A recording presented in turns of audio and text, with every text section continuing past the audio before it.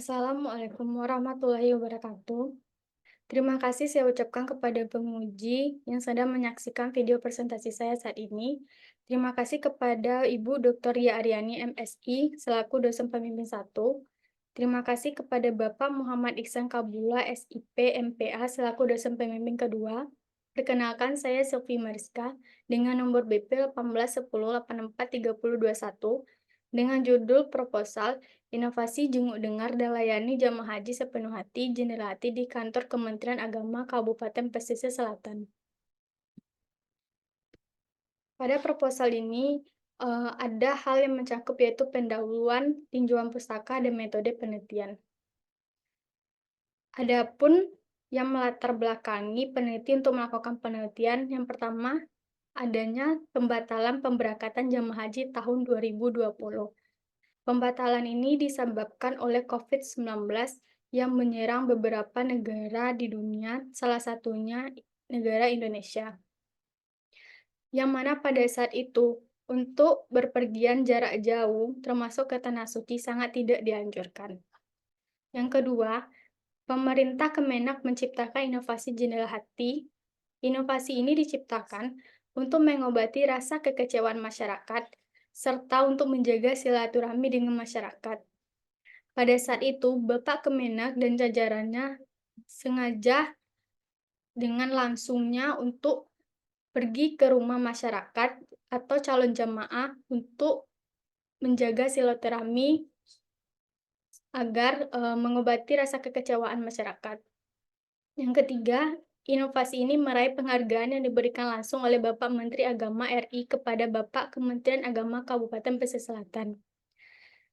Inovasi ini adalah sebagai satuan kerja yang berprestasi dari inovatif, dan penghargaan ini diberikan kepada Kemenak tidak terlepas dari keberhasilan kantor Kementerian Agama dalam memberikan layanan prima kepada masyarakat.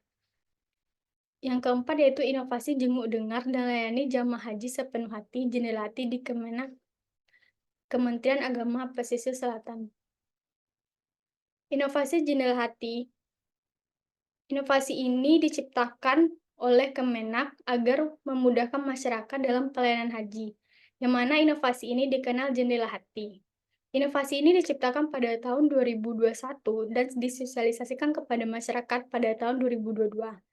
Serta pada tahun tersebut juga awalnya dijalankan untuk melihat apakah inovasi ini berguna di masyarakat.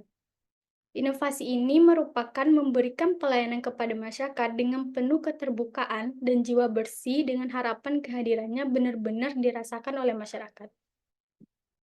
Lahirnya inovasi ini dilatar belakangi oleh beberapa hal.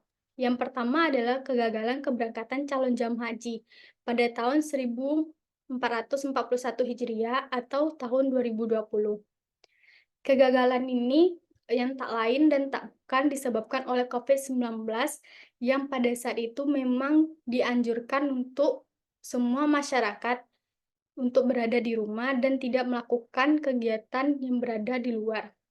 Yang kedua, adanya kekecewaan calon jamaah haji yang disebabkan oleh COVID-19 yang pada saat itu menunda keberangkatan haji selama 2 tahun, yaitu pada tahun 2020 dan pada tahun 2021. Kekecewaan inilah yang nantinya melahirkan inovasi untuk mengobati rasa kekecewaan tersebut. Yang ketiga, memanfaatkan situasi COVID-19. Pemerintah, pegawai Kemenak memanfaatkan situasi ini dengan mempersiapkan calon jamaah haji secara matang agar pada tahun selanjutnya yang akan diberangkatkan bisa dengan matang untuk melakukan ibadah haji di tanah suci. Ini untuk melakukan persiapan ini yaitu diberikan kegiatan seperti bimbingan manasik, tazkiyah, tahzin, zikir dan doa, yaitu dilakukan secara online. Karena pada saat itu tidak memungkinkan untuk dilakukan secara offline. Yang keempat, adanya masyarakat yang tidak mendapatkan bimbingan manasik. Inovasi jendela hati Yang inovasi Jendela Hati Jenguk Dengar Dilayani Jamaah Haji Sepenuh Hati ini berada di Kabupaten Pesisir Selatan. Kabupaten Pesisir Selatan menjadi salah satu kabupaten yang melahirkan inovasi terkait haji. Hal menarik dari Kementerian Agama Kabupaten Pesisir Selatan ini adalah Kepala Kemenag itu membuat sendiri buku panduan dan menerbitkan buku panduan haji ini yang menjadi ciri khas Kemenak Pesel yang tidak dimiliki oleh Kemenak lain. Buku panduannya adalah seperti ini. Buku panduan Kemenak Pesel, buku panduan haji, yang di dalamnya berisi rangkaian kegiatan yang dilakukan oleh calon jamaah haji selama berada di Tanah Suci, dan berisi doa-doa yang bisa dibaca oleh calon jamaah haji untuk dilafalkan di Tanah Suci. Buku panduan ini diberikan kepada calon jamaah haji secara gratis sebagai bentuk apresiasi. Selain itu, Kemenak juga diberikan mobil khusus haji, yang mana mobil ini hanya diberikan 2 buah se-Indonesia, yaitu Kemenak Pesel dan 1 lagi di Pulau Jawa. Adapun fenomena empiris dan teoritis. Yang pertama, mendapatkan penghargaan yang diberikan langsung oleh Menteri Agama RI, yaitu Bapak Yakut Khalil Qomas kepada Bapak Kementerian Agama Kabupaten Pesisir Selatan, yang mana pada saat itu Bapak Kemenak didampingi oleh Bapak Kasih Haji dalam diberikannya penghargaan tersebut. Yang kedua, membantu masyarakat dengan memberikan buku panduan haji yang diterbitkan oleh Kemenak itu sendiri, seperti yang sudah saya perlihatkan buku panduan haji. Yang ini adalah buku panduan haji pada tahun 2023. Yang ketiga, terbatasnya anggaran untuk bimbingan manasik haji yang jaraknya jauh. Karena Kemenak ini karena Kemenak memberikan bimbingan manasik di 15 kecamatan. 15 kecamatan ini antara kecamatan yang satu dengan kecamatan yang lain memiliki jarak yang lumayan jauh. Dan hal itu membuat anggaran terbatas untuk melakukan manasik haji dengan jarak yang jauh. Adanya masyarakat yang tidak mengikuti rangkaian kegiatan sebelum keberangkatan haji ke Tanah Suci. Rumusan masalah. Berdasarkan latar belakang yang telah peneliti uraikan, maka masalah pada penelitian ini adalah bagaimana inovasi Jendela Hati, jenguk, dengar, dan layani jamaah haji sepenuh hati di kantor Kementerian Agama Kabupaten Pesisir Selatan. Selain itu, ada pun manfaat penelitian teoritis dan manfaat penelitian praktis. Manfaat penelitian teoritis, yang pertama, hasil penelitian ini diharapkan dapat menambah wawasan terkait inovasi Jendela Hati sebagai bentuk perwujudan keterbukaan informasi publik mengenai informasi kegiatan-kegiatan pelayanan haji. Penelitian ini diharapkan dapat menjadi sumber referensi baru bagi penelitian yang akan dilakukan selanjutnya. Manfaat penelitian praktis yang pertama yaitu bagi pemerintah daerah Kabupaten Pesisir Selatan, penelitian ini bisa sebagai masukan serta pertimbangan untuk inovasi agar kedepannya bisa lebih baik dari yang sekarang. Yang kedua, bagi masyarakat, hasil penelitian ini diharapkan mampu menambah wawasan terkait inovasi Jendela Hati, jenguk, dengar, dan layani jamaah haji sepenuh hati. Selanjutnya adalah tujuan penelitian. Adapun tujuan penelitian yang hendak dicapai dari penelitian ini adalah mendeskripsikan dan menganalisis tentang inovasi Jendela Hati di kantor Kementerian Agama Kabupaten Pesisir Selatan. Selanjutnya adapun penelitian yang relevan. Penelitian yang relevan yang pertama yaitu dari Irna Sari Dewi dengan judul penelitian inovasi pelayanan pendaftaran calon jamaah haji di kantor Kementerian Agama Kabupaten Goa. Metode penelitiannya yaitu deskriptif kualitatif. Yang kedua, penelitian oleh Yunia Mertisanvara dengan judul penelitian inovasi pelayanan di kantor wilayah Kementerian Agama Provinsi Lampung, studi pada atribut inovasi pelayanan keagamaan online dengan metode penelitian studi kasus kualitatif. Yang ketiga, penelitian oleh Anggun Novetriva dengan judul penelitian Inovasi Sistem Informasi dan Komputerisasi Haji Terpadu atau Siskohat dalam meningkatkan pelayanan haji di kantor Kementerian Agama Kota Jambi dengan metode penelitian deskriptif kualitatif. Yang keempat, ada penelitian oleh Indatur Rohimania, yaitu dengan judul penelitian Inovasi Pelayanan Pengurusan Haji Terpadu di Kantor Kementerian Agama Kota Surabaya, dengan metode penelitian deskriptif kualitatif.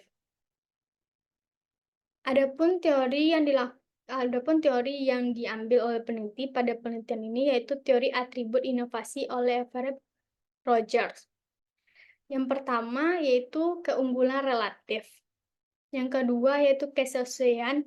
Yang ketiga kerumitan. Yang keempat kemampuan diuji cobakan. Yang kelima kemampuan diamati. Skema pemikiran dari proposal ini yaitu Undang-Undang Republik Indonesia Nomor 25 Tahun 2009 tentang Pelayanan Publik. Selanjutnya, Peraturan Pemerintah Republik Indonesia Nomor 38 Tahun 2017 tentang Inovasi Daerah. Selanjutnya, Keputusan Menteri Agama atau KMA Nomor 494 Tahun 2020 tentang pembatalan keberangkatan jamaah haji pada penyelenggaraan ibadah haji tahun 1441 Hijriah /2020 Masehi. Selanjutnya, Surat Keputusan Kepala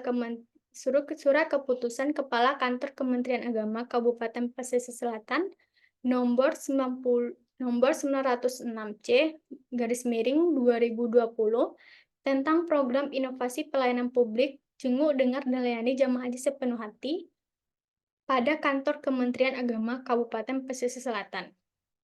Selanjutnya, inovasi jenguk dengar dan layani jamaah haji sepenuh hati di Kementerian Agama Kabupaten Pesisir Selatan. Selanjutnya, teori atribut inovasi menurut Rogers, yaitu 1. Keuntungan relatif, 2. Kesesuaian, 3. Kerumitan, 4. Kemungkinan dicoba, 5. Kemudahan diamati. Definisi konsep yang pertama yaitu inovasi merupakan suatu ide, gagasan, praktek atau objek yang disadari dan terima sebagai suatu hal yang baru oleh seseorang atau kelompok untuk diadopsi. Kedua, pelayanan publik merupakan suatu kebutuhan dalam rangka pemenuhan pelayanan sesuai peraturan perundang-undangan. Pemenuhan kebutuhan merupakan hak dasar bagi setiap warga negara dan penduduk untuk mendapatkan pelayanan atas barang, jasa, dan administratif yang disediakan oleh penyelenggara pelayanan publik dengan maksimal. Ketiga, jendela hati merupakan memberikan pelayanan kepada masyarakat dengan penuh keterbukaan dan jiwa yang bersih dengan harapan kehadirannya benar-benar dirasakan oleh masyarakat. Definisi operasional. Yang pertama, keuntungan relatif. Memiliki indikator yaitu nilai ekonomi, faktor status sosial, kenyamanan, atau kepuasan. Yang kedua, kesesuaian. Memiliki indikator kesesuaian dengan nilai dan norma yang ada, kesesuaian dengan keadaan sebelumnya, kesesuaian kebutuhan masyarakat untuk inovasi. Ketiga, kerumitan. Memiliki indikator kerumitan atau kesulitan untuk dipahami. Yang keempat, kemungkinan dicoba, memiliki indikator kemampuan untuk diuji cobakan. Yang kelima, kemudahan diamati, memiliki indikator pertama mudah diamati, yang kedua dapat dilihat hasilnya. Selanjutnya, metode penelitian. Metode penelitian yang pertama, pendekatan penelitian. Pendekatan penelitian pada proposal ini yaitu kualitatif deskriptif. Yang kedua, teknik pengumpulan data melalui wawancara, observasi, dan dokumentasi. Yang ketiga, teknik pemilihan informan melalui reverse sampling. Yang keempat, peranan peneliti. Peranan penelitinya yaitu instrumen utama. Yang kelima adalah proses penelitian. Proses penelitian ini yang pertama merumuskan masalah penelitian, mengumpulkan data dan menganalisis data. Yang ketiga, menarik kesimpulan. Yang keenam, unit analisis. Unit analisis ini adalah lembaga. Yang ketujuh, teknik analisis data. Teknik analisis datanya itu pengumpulan data, reduksi data, penyajian data, dan penarik kesimpulan. Yang kedelapan adalah teknik keabsahan data. Teknik keabsahan data ini adalah teknik keabsahan data yang diambil berdasarkan triangulasi sumber. Terima kasih saya ucapkan kepada penguji dan dosen pembimbing 1 dan dosen pembimbing kedua. Salah dan jangka mohon dimaafkan. Assalamualaikum warahmatullahi wabarakatuh.